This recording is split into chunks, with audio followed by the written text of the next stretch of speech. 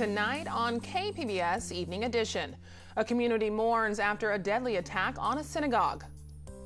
In my own interpretation, Lori took the bullet for all of us. She died to protect all of us. We have extensive coverage tonight on the Poway synagogue shooting, including new details on the case that will be charged as a hate crime. And as a week of remembrance begins, those marking the end of the Holocaust pay respect to the victims of the Poway shooting.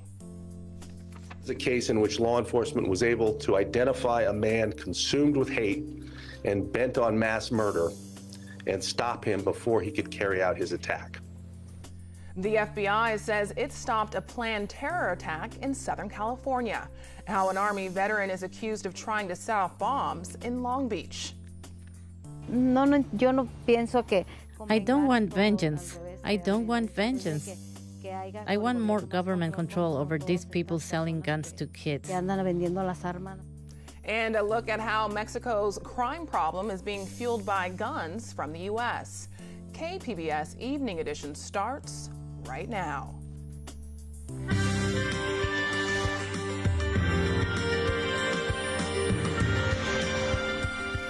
Good evening. It's Monday, April 29th. Thanks for joining us. I'm Ebone Monet. Services are wrapping up tonight for the woman killed in a shooting at a synagogue in Poway over the weekend. Lori Kay was one of 4 people shot. The 3 survivors are out of the hospital and recovering. Police say 19-year-old John Earnest burst into the Chabad of Poway on Saturday, the last day of the Passover, and opened fire. Our coverage tonight includes the story of a man who confronted the shooter at the synagogue, also Rabbi Scott Meltzer of SDSU on the community reaction. But first, KPBS reporter Priya Sridhar with today's funeral service in Poway. Hundreds of people came out here to the synagogue today in Poway, where just 2 days ago, a gunman showed up here and opened fire, killing 60-year-old Lori Kay and injuring 3 others. The synagogue was at capacity and about 100 people stood outside to watch the service on a screen. I spoke to several people of various faiths who traveled hours to stand in solidarity with this congregation. Interfaith leaders, law enforcement officials, including the sheriff and San Diego police chief, and elected representatives from Poway and San Diego were in attendance. Lori's daughter, husband, sister, and friend gave remarks about her life. They said she died a hero trying to save the rabbi of the synagogue. I would like to hold a moment of peaceful prayer for the victims of gun violence, religious violence, racism, and anti-Semitism all over the world. And I want to pay specific mention to 2 recent events, the tragedy in New Zealand and in Sri Lanka. We are all a part of the human species, and this alone will forever unite us in love and in solidarity. I would like to hold a moment of peaceful prayer and celebration for all of the Jewish people on every part of our planet. The 3 other victims of this shooting have all been released from the hospital and are recovering. Reporting from Poway, Priya Sridhar, KPBS News. The accused shooter will be arraigned tomorrow on murder and other charges. District Attorney Summer Steffen says the case will be tried as a hate crime. KPBS reporter Steve Walsh has a closer look at Saturday's shooting. My deepest sympathies to all of those affected. Throughout the weekend, the nation focused on Poway. 6 months after a single gunman killed members of a Jewish temple in Pittsburgh, another lone gunman entered the Chabad of Poway Saturday, injuring 3 people, including the rabbi, and killing 60-year-old Lori Kay. After being released from the hospital Sunday, Rabbi Yisroel Goldstein emerged from the Chabad of Poway to talk about what he saw on that last day of Passover. I turn around and I see a sight that undescribable. Here is a young man standing with a rifle, pointing right at me. And I look at him. He had sunglasses on. I couldn't see his eyes. I couldn't see his soul. A member of the congregation charged the gunman. Another member of the synagogue, an off-duty member of the Border Patrol from the El Centro sector, fired several shots as he sped away. The mayor of Poway and President Trump called it a hate crime. Obviously, looks right now, based on my last conversations, looks like a hate crime. There were vigils throughout the weekend as people from San Diego showed support for the Jewish congregation. At the same time, flowers piled up in a makeshift memorial across the street from Chabad of Poway. 19-year-old Josh Earnest was arrested after fleeing the scene. He's charged with 1 count of first-degree murder and 3 counts of attempted murder. It's been treated as a hate crime. He's also being charged with igniting a fire outside a mosque on March 23rd. He's expected to be in court Tuesday. Steve Walsh, KPBS News. Among the Good Samaritans who tried to stop the synagogue shooter is an Army veteran named Oscar Stewart. He was in the synagogue at the time of the attack. Stewart talked about why he ran after the shooter after hearing gunshots. All I remember is everybody was running. I heard the gunshots. Everybody ran out. I jumped up and I ran to the lobby. I was in the military, and I think that's what I ran to fire. That's what I did. I didn't plan it. I didn't think about it. It's just what I did. So they say I'm a hero. I don't think I'm a hero. I just did what I did. And I chased him out into the street, into his car. I punched his car. Then he was going to pick up his weapon again. So being in the military, I knew that you have 5 feet. If a weapon is ineffective within 5 feet. So I was trying to get that 5 feet in. I saw him going to pick up the weapon again. So I punched the car. He dropped it and turned the ignition of the car on.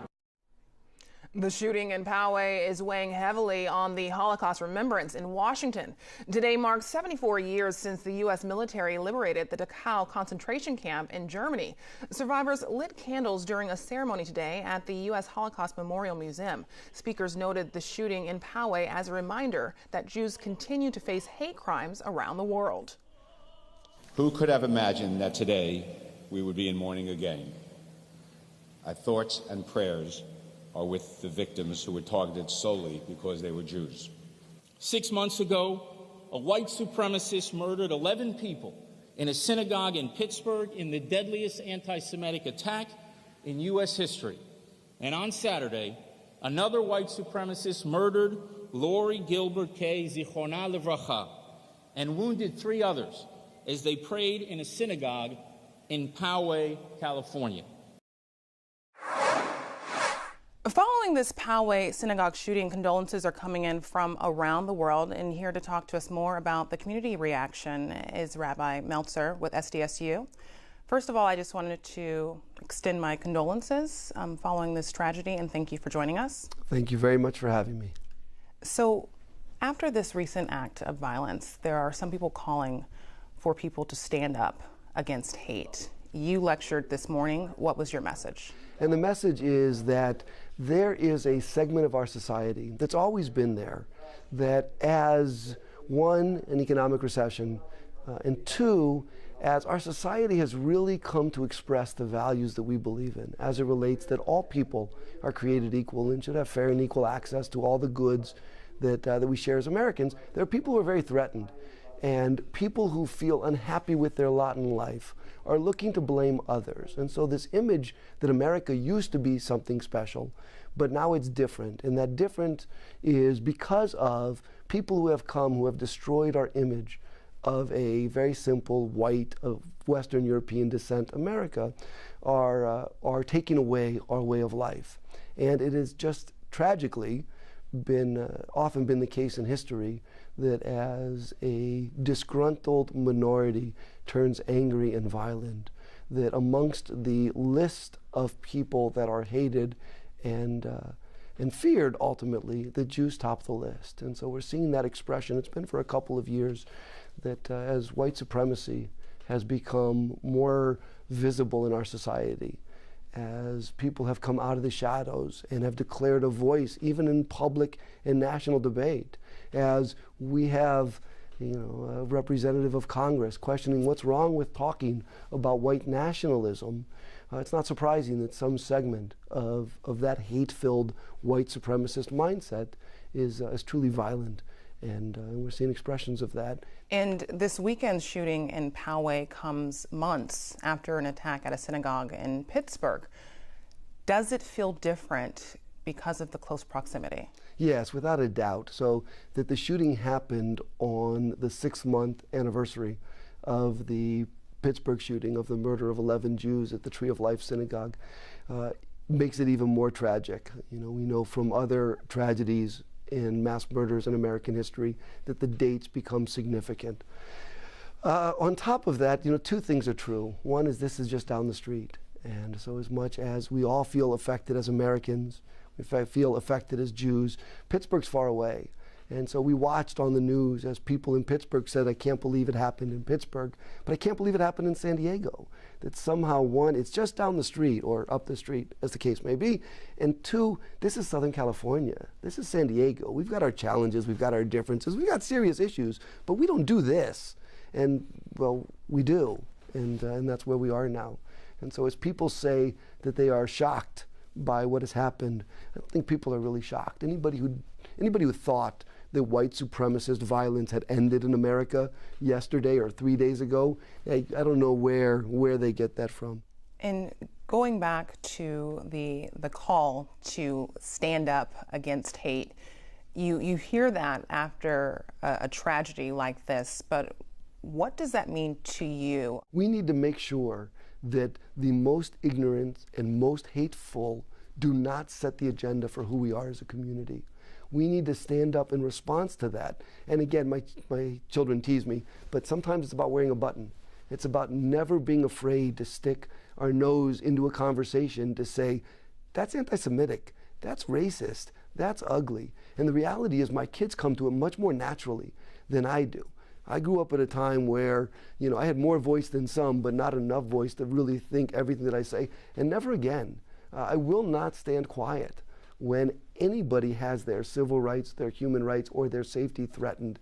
And we need to feel that way about everybody. It can't just be because it's a synagogue, 15 minutes from my house. It needs to be at any moment that there's any act of intolerance, be it verbal, be it implicit, or be it actually violent. Thank you so much. It's truly a pleasure to be here. You can find all of our coverage of the Poway synagogue shooting at kpbs.org. We will have more in just a bit later in this newscast, including an interview with the regional director of the Anti-Defamation League. I'm Judy Woodruff. Tonight on the NewsHour, we look at the rise of right-wing domestic terrorism and what federal agencies are doing to combat it. Coming up at 7, right after Evening Edition on KPBS. Rain is expected to last through tomorrow morning. Erin Calandra has details in tonight's forecast. Well, happy Monday to you. I'm sure you probably had to pull out that umbrella from time to time because we have a low pressure system. It came driving on in off of the Pacific. You can see this counterclockwise rotation. That's what you see with a low pressure system. So we're seeing some scattered showers, even some storms popping up through this evening, even into tomorrow. So here's our futurecast, and this is 7 p.m. It looks like most of that moisture is off to the east of us, but we're still going to see some lingering showers at times. And again, that could even last into tomorrow morning. So just expect to perhaps use that umbrella as the kiddos are standing out at the school bus stop. So for tonight, we're talking showers, just a passing shower at 60 degrees for the temperature. And Oceanside, 55 degrees, drier conditions there compared to Chula Vista, where we could see a shower. Borrego Springs at 57, and it's going to remain nice and clear. Now, tomorrow, we have this cold air diving down from the north, so it's going to cut short right around Los Angeles or so. Our temperatures, they're not really going to change very much throughout the week. In fact, we're staying right around our average temperature, which is around 67 degrees for San Diego. Lots of sunshine, a few clouds still kind of lingering around, especially in the morning. It's going to clear out by the afternoon. Oceanside at 67 degrees, Chula Vista 65 for the high, and Mount Laguna reaching 56 degrees. Late week, well, we're back to our typical pattern. It's going to be dry and pleasant. We'll have lots of sunshine to enjoy. So temperatures this week in the upper 60s to low 70s. Notice by Saturday, we go back down to 69 degrees. Inland, we could see those showers kind of lingering in the morning tomorrow, and then the rest of the week, it's going to be sunny and nice. Close to 80 degrees by Friday. And in the deserts, we'll be in the 80s, reaching the 90s by Friday. It's going to remain nice and sunny. And in the mountains, pretty cool in the 50s, reaching those low to mid 60s by Friday with plenty of sunshine to enjoy. For KPBS News, I'm Erin Calandra. Back to you. Mexico is seeing the highest level of homicides in its history. Experts say a vast majority of Mexico's killings are done with U.S. guns smuggled south. In part one of this two-part series, KPBS border reporter Jean Guerrero looks at the problem and who's it affecting. Julieta Sanchez is a U.S. permanent resident who lives in San Diego. She brought her son, Fernando, from Mexico when he was 15. He was very hardworking. He liked work and he was very active. Fernando finished school, then worked installing floors and carpets in Chula Vista. But eventually, he began to struggle with addiction, using crystal meth. He started getting skinny, and I wondered what it could be. And then he started saying things that didn't make sense. Rehab was too expensive in the U.S. for Sanchez, so she sent him back to Tijuana, where rehab is more affordable. The day they were going to check him in, she says, Fernando was shot and killed in Tijuana. He was 29. No arrests were made, and the case is still a mystery. I don't want vengeance. I don't want vengeance. I want more government control over these people selling guns to kids. Sanchez can be pretty sure the gun used to kill her son came from the U.S. Tijuana's police chief, Marco Antonio Sotomayor, says nearly all of the guns used to kill people in Mexico are smuggled in from the U.S. We know that those weapons come from the U.S. because inside Mexico, there's no way for them to buy them. They buy them in places like Arizona, Nevada, because of the weak gun laws, gun shows. Mexico has only one gun shop. It's controlled by the military in Mexico City. The gun laws for civilians are extremely strict, with 6-month background checks and a federal registry of every person who buys a gun. Person-to-person firearm sales are prohibited. But both Mexico and Tijuana are seeing record levels of gun violence, with homicides nationwide hitting an all-time high of 33,000 last year. Sotomayor says Tijuana police have seized more than 2,000 weapons in the city during the past 3 years, and most have U.S. markings. Es muy complicado comprar un arma aquí en México. It's very hard to buy a gun in Mexico. We have a very intensive process before you can buy one. If you guys had that, it would be really helpful. President Trump has painted a bleak picture of criminals and drugs pouring into the U.S. from Mexico. But speaking at the National Rifle Association Forum this month, he didn't mention the U.S. guns pouring into Mexico. In fact, he announced that the U.S. was withdrawing from an international arms agreement aimed at cracking down on illegal weapons trading. Every day you stand up for our God-given rights without exception, without fail, and without apology. Together we are fighting for the timeless values that have built and sustained our nation. But we're seeing more of the polymer pistol. Ernesto Diaz is a special agent with the U.S. Bureau of Alcohol, Tobacco, Firearms, and Explosives, or ATF. He says there's been an increase in large-caliber weapons being smuggled into Mexico from the U.S. Those weapons are being used by drug cartel to enforce their business, if you will, to go after law enforcement, Mexican authorities, and innocent civilians. Diaz says there's also been an increase in U.S. gun parts going into Mexico and being assembled there. About 70% of weapons seized at crime scenes in Mexico last year that were submitted to U.S. authorities were traceable to the U.S. Diaz says ATF is trying to combat the situation by going after smugglers in the U.S. Many are U.S. citizens. There are individuals associated with cartels that reside in the United States. Sanchez, who believes her son died due to the lack of control over U.S. guns, says she hopes something is done about the problem soon. They killed my son, then they're going to kill another, and it's going to keep happening. They're young. These men are young. The gun-fueled violence south of the border has contributed to the increasing number of people seeking asylum in the U.S., and experts believe that controlling the flow of guns into Mexico would decrease illegal immigration and asylum claims at the U.S. border. Jean Guerrero, KPBS News.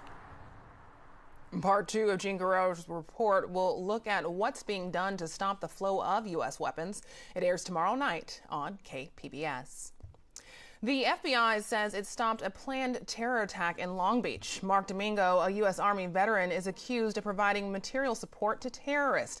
The FBI says he planned to set off a bomb at an event attended by white supremacists in Long Beach. Agents say he was motivated by revenge for the New Zealand mosque attacks. Court records show Domingo also talked with informants about attacks on Jews, churches, and police. The synagogue shooting in Poway is highlighting a rise in reported hate crimes. KPBS Midday Edition co-host Jade Hyman talked about this with the regional director of the Anti-Defamation League. Joining me is Tammy Gillies. She is the regional director of the Anti-Defamation League in Imperial Counties and here in San Diego. The Anti-Defamation League is an organization that fights against anti-Semitism and bigotry of all kinds. Tammy, welcome. Thanks for joining us. Thank you. Tammy, you met with the victims' families over the weekend. What did they tell you? Talking to the victims' families and to the witnesses of this event was something that even in my 12 years at ADL, I had not been prepared to do. These were people that were impacted just worshiping, going to pray in their own synagogue. And because it was the Jewish Sabbath, these folks were not able to use their cell phones and call their family members and friends. So I was able to do that for them and tell their families and their friends that they were safe. It's heartbreaking that our community is going through this. A vigil is being held tonight at Poway High School. This follows 2 vigils that happened over the weekend.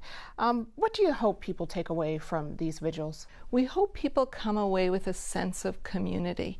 Tonight's vigil is really about bringing all faith communities together to support each other, to say that really San Diego, Poway, this community is no place for hate. And how do you hope people respond in light of this tragedy? I hope that we can really understand that words matter, that what you say to somebody, the way you treat somebody, it matters. We're in a place in this country where the rhetoric has just really divided us. And, earlier this month, the ADL held a conference with law enforcement about the rise in white supremacist extremist activity. What are you all seeing nationally, and what are you seeing here in San Diego? Right, we have seen this trending up for the past several years. In fact, stay tuned. Tomorrow, ADL will be releasing our annual audit of anti-Semitic events. And while I can't give you the numbers, I can tell you that the numbers are not good. I know in a presentation it was mentioned that 70% of the extremist-related killings in the United States over the past 15 years and 100% in 2018 were perpetrated by individuals aligned with white supremacist extremism. Do people have a good context or perception of what's really happening in this country? I don't think so, and one of the things that ADL would like is to call upon the administration to do some funding for countering violent extremism and looking at these trends in white supremacists. Really, the focus has been on countering Islamic extremism, and we need to go back to countering extremism of all types, especially in light of what the data shows. And why do you think we're seeing this increase in violence from these groups? Well, going back to the rhetoric, there's an anger in our country right now, a divisiveness, and it is spread on the internet. Even after what happened in Poway, we at the ADL have received threats, hate emails. There are people that are celebrating what happened at the Poway shooting, and it is spread, and we've got to put a stop to that, and we do need to hold tech companies accountable. So we don't want to step on anybody's First Amendment rights, obviously, but spreading hate and inciting hate is a whole different thing. And you mentioned holding tech companies accountable. Is that the way these messages are being spread, through social media? It really is. We used to talk about hate groups and how they gather and when they have rallies, but you no longer have to do that. It comes right to you on your computer. And this is how people are really becoming radicalized. What can individuals do to combat extremism and terrorism? I think that they need to talk to their elected officials. There are things that the government needs to do to help from their end, putting resources behind this. And I think communities, like doing what we're doing tonight, coming together as a community. And May 19th, ADL holds our annual Walk Against Hate, coming out to stand up to this, being a voice, and we're asking everyone from the President of the United States to the President of your local school board, use your bully pulpit to stand up against hate.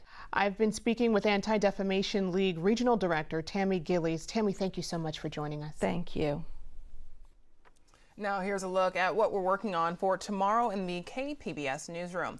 Another 2020 presidential candidate will campaign in San Diego. How former Texas Congressman Beto O'Rourke is looking for support in California. And on Midday Edition, Real Science, the Natural History Museum and the Digital Gem Cinema renew their science and film collaboration. You can find tonight's stories on our website, kpbs.org/evening edition. Thanks for joining us. Have a great night.